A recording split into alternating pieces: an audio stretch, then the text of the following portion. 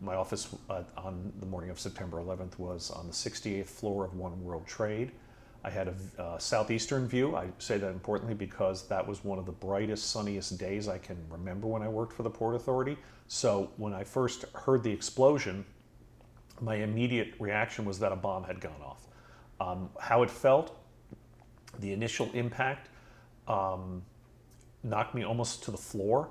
The way it felt to me, like it swayed about 10 feet, and then it swayed back and went back and forth. It felt a little bit like if you've ever taken a car antenna and bent it and watched it vibrate back and forth.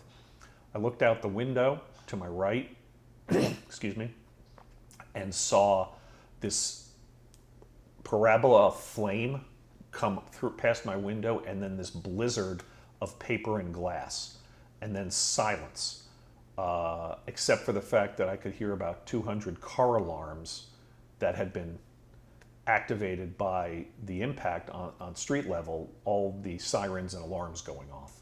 So that was after the immediate impact. That's the only thing I could hear.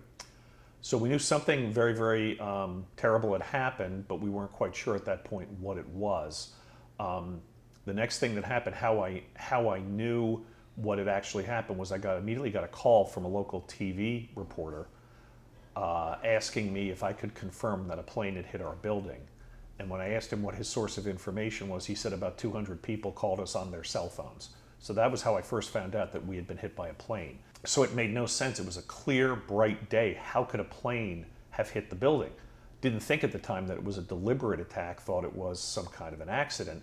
So I went running over to the office of my director, her name is Kayla Bergeron. So we made a determination very quickly, probably within 5 to 10 minutes, that we needed to evacuate. Now at that point, most of the people in our office had not come to work yet.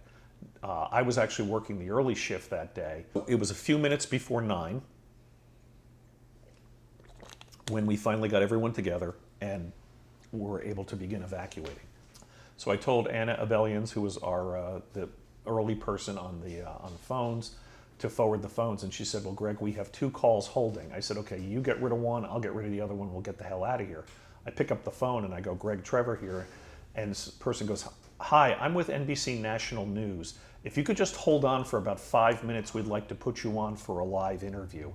And I said, no, I'm sorry, we're evacuating. And he goes, but this will only take a minute. And I said, you don't understand, we're leaving right now. And he kind of sputtered and said, but this is NBC National News.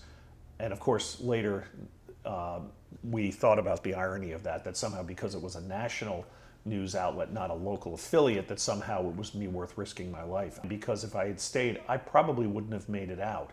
And that would mean that the last thing Allison and our sons would have had would have been this disembodied voice of mine talking to NBC.